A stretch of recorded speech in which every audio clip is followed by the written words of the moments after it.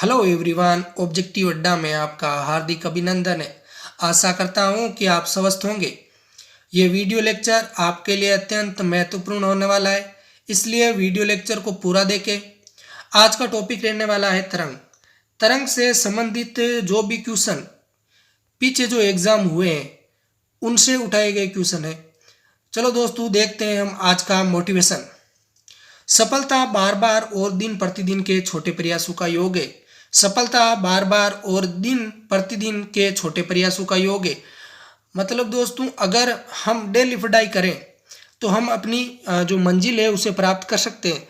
आपने एक सेंटेंस सुना ही होगा, only practice makes a man perfect. चलो दोस्तों, चलते हैं हम अगली स्लाइड पे। अगली स्लाइड में हम ये जानेंगे, जो हमने वीडियो लेक्चर में, जो पिछला वीडियो लेक्चर हुआ था उसमें हमने आपको एक क्वेश्चन दिया था, उसका आंसर जानेंगे।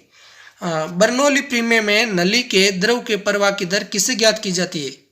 क्या ये कैलिडोस्कोप या मैनोमीटर या वेंटोरीमीटर या स्पेरोमीटर? तो इसका राइट आंसर ऑप्शन नंबर 3, वेंटोरीमीटर के द्वारा बर्नौली प्रमेय में नली में द्रव के प्रवाह की दर ज्ञात की जाती है।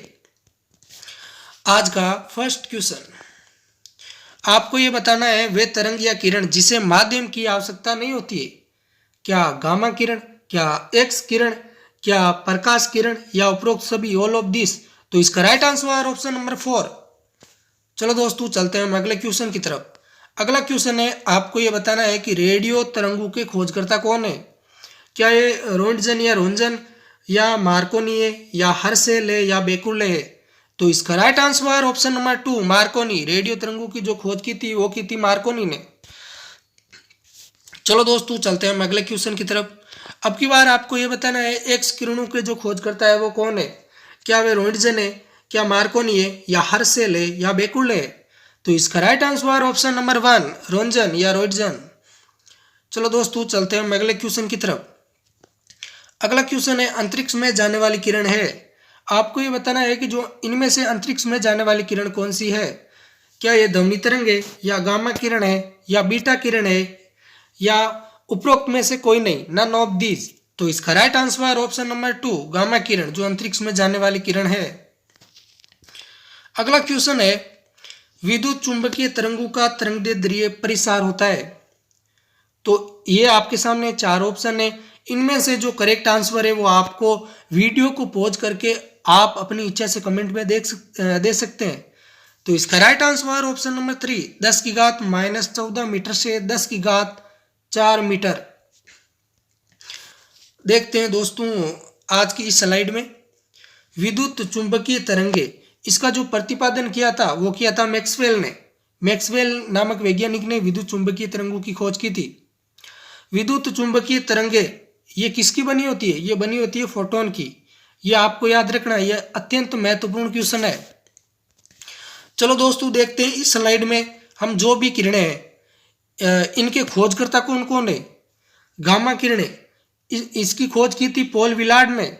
एक्स किरणें, इसकी खोज की थी रोंजन ने। पराबैंगनी किरणें, इसकी खोज की थी रिटर ने। दर्शी विकिरण, इसकी खोज की थी न्यूटन ने। अवरक्त विकिरण, इसकी खोज की थी हर्सेल ने। और दीर्घ रेडियो तरंगे, इसकी खोज की थी मार्कोनी ने। फिर है लघु रेडियो तरंग या हेर्ट्जियन तरंगे, इसकी खोज की थी हेनरिक हर्ट्ज ने। चलो दोस्तों, चलते हैं हम अगली स्लाइड पे। अब की बार इस स्लाइड में हम देखेंगे कि जो भी किरणें हैं ये क्या काम करती है। जो गामा किरण है, ये इसका जो उपयोग होता है वो होता है नाभिकीय अभिक्रिया तथा कृत्रिम रेडियोधर्मिता में। जो नाभिकीय अभिक्रिया, जो भी नाभिकीय अभिक्रिया होती है तथा कृत्रिम रेडियोधर्मिता में होता है। एक्स किरणें, जो इनका जो यूज होता है वो होता है चिकित्सा व औद्योगिक क्षेत्र में। फिर आती है पराबैंगनी किरणें, इसका उपयोग किया जाता है सिकाई करने या प्रकाश विद्युत प्रभाव को उत्पन्न करने या बैक्टीरिया को नष्ट करने में। दोस्तों, जो सिकाई करना मतलब कि अगर कोई शरीर में अकड़न या दर्द और जो परेशानी है, इससे निजात पाने के लिए हम सिकाई करते हैं। फिर है दर्शी विकिरण, इससे हमें वस्तु दिखाई पड़ती है। तो दर्शी विकिरण, इससे हमें वस्तु दिखाई पड़ती है। फिर है अवरक्त विकिरण, इसका उपयोग होता है कोहरे में फोटोग्राफी करने में और रोगियों की जो सिकाई करने में, मतलब कि जो भी अकड़न होती है या दर्द होता है इसका निजात करने में। फिर आती है दीर्घ रेडियो तरंगे। इसका उपयोग किया जाता है रेडियो एवं टेलीविजन में। चलो दोस्तों चलते हैं हम अगले क्वेश्चन की तरफ। अब की बार आपको बताना है सूक्ष्म तरंगे किसे कहते हैं। आपके सामने ये 4 ऑप्शन है, इनमें से जो करेक्ट आंसर है वो आपको बताना है। इसका right answer option number 4, 10⁻³ metre से 10⁻² मीटर, जो इन्हें सूक्ष्म तरंगे कहते हैं। अगला क्वेश्चन है गामा किरण का नामकरण किसने किया था। आपको यह बताना है कि जो गामा किरण है इसका नामकरण किसने किया था। क्या रदरफोर्ड ने, या मैक्सवेल ने, या बेकुले ने, या हर्शेल ने। तो इसका राइट आंसर है ऑप्शन नंबर 1, रदरफोर्ड ने गामा किरण का जो नामकरण किया था। अगला क्वेश्चन है न्यूनतम पारगम्य शक्ति किरण कौन सी है। न्यूनतम पारगम्य शक्ति किरण कौन सी है। क्या ये बीटा किरण है, या ये एल्फा किरण है, या एक्स किरण है, या गामा किरण है। तो इसका राइट आंसर है ऑप्शन नंबर 2, एल्फा किरण, जो न्यूनतम पारगम्य शक्ति किरण होती है। अगला क्वेश्चन है निम्नलिखित में से, आपको ये बताना है कि निम्नलिखित में से कौन सी तरंगे जो दूरवृत्त की जा सकती है। क्या वायु में ध्वनि तरंगे, या एक धागे पर अनुदैर्ध्य तरंगे, या एक धागे पर अनुप्रस्थ तरंगे, या प्रकाश तरंगे। तो इसका राइट आंसर होगा ऑप्शन नंबर 4, प्रकाश तरंगे। अगला क्वेश्चन है 3 सेंटीमीटर सूक्ष्म तरंगों की सेकंडों में दोलन की अवधि है। तो आपके सामने 4 ऑप्शन है, जो करेक्ट आंसर है वो आपको बताना है। इसका right answer option number 2, 1 × 10⁻10 second, जो 3 सेंटीमीटर सूक्ष्म तरंगों की सेकंडों में दोलन की अवधि है। अगला क्वेश्चन है अप्रभावी तरंगे किससे बनती है। आपको ये बताना है कि जो अप्रभावी तरंगे है वो किससे बनती है। क्या ये अनुदैर्ध्य तरंग की अध्यरोपी अनुप्रस्थ तरंग से बनती है, या ये समान दिशा में चालित समान आकृति की 2 तरंगे, या समान गति की अध्यरोपी 2 तरंगे, या विपरीत दिशा में चालित समान आकृति की 2 तरंगे। तो इसका राइट आंसर ऑप्शन नंबर 4, विपरीत दिशा में चालित समान आकृति की 2 तरंगे, जो अप्रभावी तरंगे बनती है। अगला क्वेश्चन है ग्रीन हाउस प्रभाव पृथ्वी के वायुमंडल का गर्म होना, इसका क्या कारण है। क्या पराबैंगनी किरणें, या एल्फा किरणें, या अवरक्त किरणें, या गामा किरणें।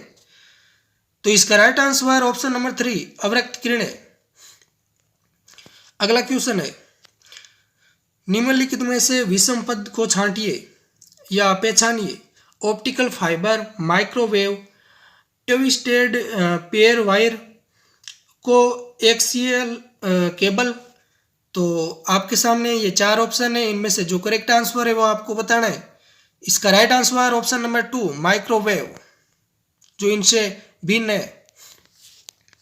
अगला क्वेश्चन एक्स किरणों के तरंगदैर्ध्य को मापने के लिए कौन से उपकरण का प्रयोग किया जाता है। क्या GM काउंटर का किया जाता है, क्या ब्रेग स्पेक्ट्रोमापी के द्वारा, या साइक्लोट्रॉन के द्वारा, या द्रव्यमान स्पेक्ट्रोमापी के द्वारा। तो इसका राइट आंसर ऑप्शन नंबर 2, ब्रग स्पेक्ट्रोमापी के द्वारा एक्स किरणों के तरंगदैर्ध्य को मापने के लिए इस उपकरण का उपयोग किया जाता है। अगला क्वेश्चन है विद्युत चुंबकीय विकिरण के लिए उनके बढ़ते हुए तरंगदैर्ध्य के क्रम में सही विन्यास बनाइए। विद्युत चुंबकीय विकिरण के लिए उनके बढ़ते हुए तरंगदैर्ध्य के क्रम में सही विन्यास बनाइए। सूक्ष्म तरंग, अवरक्त, दृश्य, एक्स किरणें, क्या ये सही होगा। या दृश्य, अवरक्त, सूक्ष्म तरंग, या एक्स किरण, क्या ये सही होगा। या एक्स किरण, दृश्य, अवरक्त, सूक्ष्म तरंग, क्या ये सही होगा। एक्स किरणें, अवरक्त, दृश्य, या सूक्ष्म तरंगे, क्या ये सही होगा। आपको इसका आंसर देना है कमेंट बॉक्स में।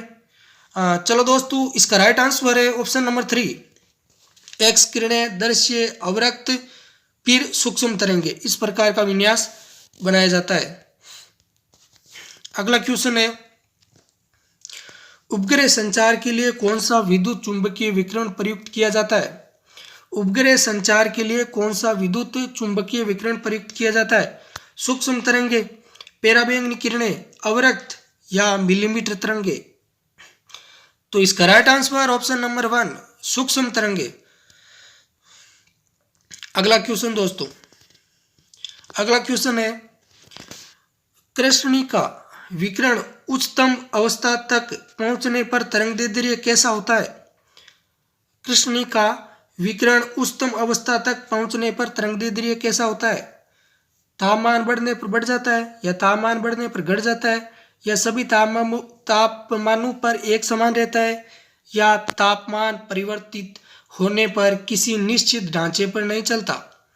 तो इसका राइट आंसर ऑप्शन नंबर 2 तापमान बढ़ने पर घट जाता है। अगला क्वेश्चन है टेलीविजन के रिमोट कंट्रोल में प्रयुक्त तरंग है, क्या ये पराश्रव्य तरंग है, या रेडियो तरंग है, या अवरक्त विकिरण है, या पराबैंगनी? तो इसका राइट आंसर होगा ऑप्शन नंबर 3 अवरक्त विकिरण। रेडियो के रिमोट कंट्रोल में अवरक्त विकिरण का प्रयोग किया जाता है।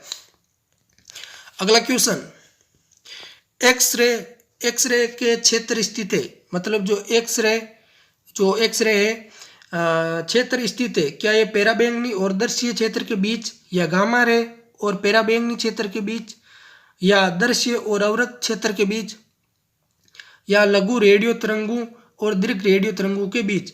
तो इसका right answer option number 2 gamma ray और पराबैंगनी जो क्षेत्र है इसके बीच एक्सरे का क्षेत्र है। अगला क्वेश्चन है किसी तरंग की तीव्रता क्या व्युत्क्रम वक्र का नियम का अनुगमन करती है, या इसके आयाम के समानुपातिक होती है, या आयाम के वर्ग के समानुपातिक होती है? तो आपको ये 4 ऑप्शन दिए गए, इनमें से जो करेक्ट आंसर है आपको बताना है। क्या 1 और 2 सही होगा, या 2 और 3 सही होगा, या केवल 2 सही होगा, या 1 और 3 सही होगा? तो इसका राइट आंसर ऑप्शन नंबर 4 1 और 3 सही होगा। व्युत्क्रम वक्र का नियम का अनुगमन करती है जो तरंग की तीव्रता है, और आयाम के वर्ग के समानुपाती होती है। चलो दोस्तों चलते हैं हम अगले क्वेश्चन की तरफ। अगला क्वेश्चन है बाहरी वायुमंडल में ओजोन की परत हमारी मदद करती है। बाहरी वायुमंडल में ओजोन की परत हमारी मदद करती है रेडियो तरंगों का परावर्तन करके रेडियो संचार शंभु बनाने में, या पराबैंगनी विकिरण का अवशोषण करने में, या वायुमंडल का तापमान नियमित करने में, या अंतरिक्ष विकिरणों का अवशोषण करने में? तो इसका राइट आंसर होगा ऑप्शन नंबर 2 पराबैंगनी विकिरण का अवशोषण करने में। दोस्तों हम आज उतना विस्तृत से नहीं देख रहे हैं क्योंकि वीडियो लंबा ना हो, इसलिए। चलो दोस्तों अगर आपको अगर इनका विस्तृत तौर पर जानना है तो आप कमेंट बॉक्स में बता सकते हैं। ये क्वेश्चन वही क्वेश्चन है जो पीछे के एग्जामों में आए हुए। चलो दोस्तों अगला है, यहाँ पर है ब्लड बॉडी किसकी विकिरण को अवशोषित कर सकती है? केवल निम्न तरंगदैर्ध्य के, या केवल मध्यवर्ती तरंगदैर्ध्य के, केवल उच्च तरंगदैर्ध्य के, या सभी तरंगदैर्ध्य के? तो इसका राइट आंसर होगा ऑप्शन नंबर 4 सभी तरंगदैर्ध्य के। अगला क्वेश्चन गामा किरणों की अधिकतम साम्यता होती है। जो गामा किरणें हैं इनकी अधिकतम साम्यता होती है एल्फा किरणों के साथ, बीटा किरणों के साथ, एक्स किरणों के साथ, या यूवी किरणों के साथ? तो इसका राइट आंसर होगा ऑप्शन नंबर 3 एक्स किरणों के साथ। अगला क्वेश्चन आपको ये बताना है प्रकाश तरंग है, क्या ये विद्युत तरंग है, या ये विद्युत चुंबकीय तरंग है, या चुंबकीय तरंग है, या स्तर विद्युत तरंग है? तो इसका राइट आंसर होगा ऑप्शन नंबर 2 विद्युत चुंबकीय तरंग है। जो प्रकाश तरंग है ये विद्युत चुंबकीय तरंग है।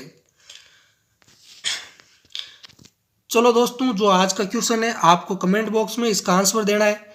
आप कमेंट बॉक्स में अवश्य इसका आंसर दे दोस्तों, जिससे आपकी तैयारी और ज़्यादा बेहतर होगी। आप ये टेस्ट सीरीज लगा सकते हैं दोस्तों आपकी तैयारी को और ज़्यादा बेहतर करने के लिए। ये क्वेश्चन है रडार में प्रयुक्त तरंग है। आपको बताना है कि जो रडार में प्रयुक्त कौन सी तरंग होती है, क्या पराश्रव्य, या अवरक्त किरण, या रेडियो तरंग, या पराबैंगनी? आपको इसका जो आंसर है कमेंट बॉक्स में देना है। तो दोस्तों वीडियो को लाइक, सब्सक्राइब एंड शेयर करें, ज़्यादा से ज़्यादा दोस्तों तक पहुँचाए, जिससे सभी दोस्तों की या सभी स्टूडेंट की बेहतर से बेहतर तैयारी हो सके। और दोस्तों वीडियो को हम यहीं पे एंड कर